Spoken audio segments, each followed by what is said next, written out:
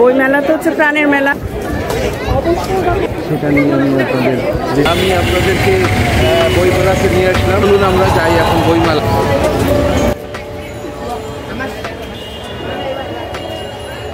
এখানে বসার জায়গা আছে, আপনি রেস্ট নিতে পারবেন, বসতে পারবেন।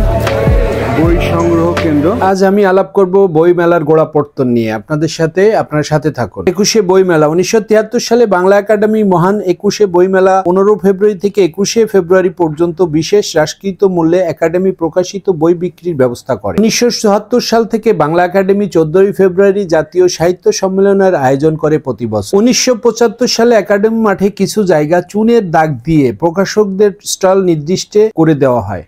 এই অবস্থায় চলতে থাকে 78 সাল পর্যন্ত। এ সময় পর্যন্ত কোনো আয়োজনের স্বীকৃতি ছিল না এই বইমেলা। 1969 সালে মেলার সঙ্গে যুক্ত হয় বাংলাদেশ পুস্তক বিক্রেতা প্রকাশনী সমিতি। এই সংস্থাটি প্রতিষ্ঠিত করেছিলেন চিত্তরঞ্জন সাহাবাবু। তখন অমর 21শে উপলক্ষে 7 ফেব্রুয়ারি থেকে 28 ফেব্রুয়ারি পর্যন্ত বইমেলা অনুষ্ঠিত হতো। আগে প্রতি বছর ফেব্রুয়ারি মাসের প্রথম দিন থেকে 21শে ফেব্রুয়ারি পর্যন্ত গ্রন্থমেলা অনুষ্ঠিত হতো। পরে ক্রেতা দর্শক বিক্রেতার আবেদনের পরিপ্রেক্ষিতে এই মেলা নিয়মিতভাবে বাংলা একাডেমি প্রাঙ্গণে অনুষ্ঠিত হয়ে চলছে বাংলার প্রাণের এই বইমেলা। বইমেলাতে অনেক স্টল, প্রকাশনী, লেখক পাঠকদের মিলন মেলায় পরিণত হয়েছে ফেব্রুয়ারি পুরো মাস জুড়ে। গোলাপ সহ 50 সারাদিনে বেচা কিনা হয় ভালো? কতগুলো বেচো সারাদিন? 50-60টা। দেখলেন দর্শক, উনি প্রতিদিন এই ফুল বিক্রি করে বইমেলা। আপনি এখান থেকে সংসার চালান। খেলার লোকেশনটা এখানে দেওয়া আছে। আপনারা ছবিগুলো আঁকেন, এটা কেমন টাকা লাগে একজনকে? যদি এটা আমরা পেপার ওয়াইজ আমরা দাম নিচ্ছি। আচ্ছা, আমরা কাগজ পেপারের যে হাফ শিটটা, আচ্ছা সেটা নিচ্ছি আমরা 1000 টাকা। আচ্ছা, এটার হচ্ছে কোয়ার্টার শিটটা নিচ্ছি 900 টাকা। আচ্ছা আচ্ছা। আর মিডিয়াম একটা সাইজ আমরা করেছি, সেটা নিচ্ছি আমরা 800 টাকা। 800 টাকা।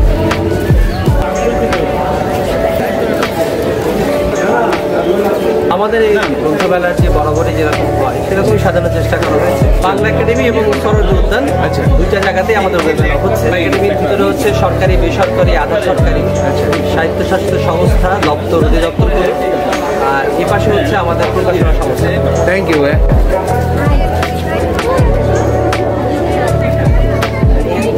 সময় কাটতে দেখা হয়।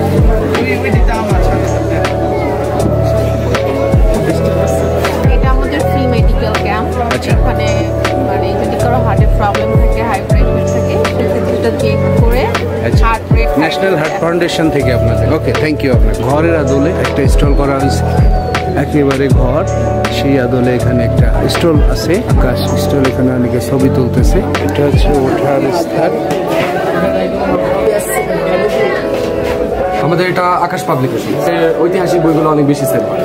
Thank you, thank you. রিক্সায় আপনারা প্রদর্শন বা চিত্র প্রদর্শন, সেই স্টলটা বাংলা একাডেমি থেকে নেওয়া হয়েছে।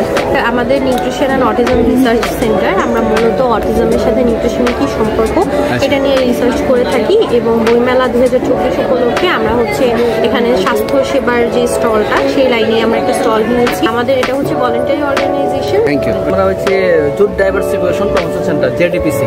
আচ্ছা, বস্ত্র পাঠ্যন্ত্র বলতে বলি না। এখানে হচ্ছে পাটের যে সামগ্রীগুলো, এক্সারসাইজ অনেক সুন্দর সুন্দর গ্রামের ভাষায় শেখা এই জিনিসগুলো এখানে রাখা আছে। বাংলা একাডেমি বইমেলাতে আসলে দেখতে পারবেন, এগুলো নিতে পারবেন, কিনতে পারবেন।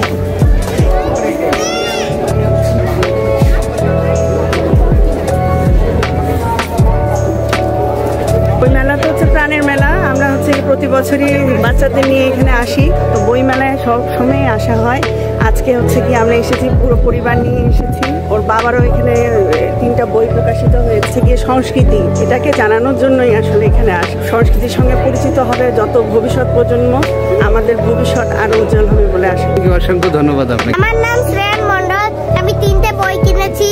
প্রথমত স্পাইডারম্যান বই, দ্বিতীয় তো আর কি জানি বই, অ্যাভেঞ্জার্সের একটা আঁকার বই, আর তৃতীয় হলো ডাইনোসরের বই।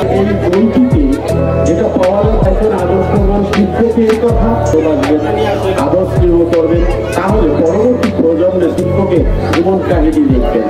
ধন্যবাদ জানিয়ে ঐতিহ্য স্টল।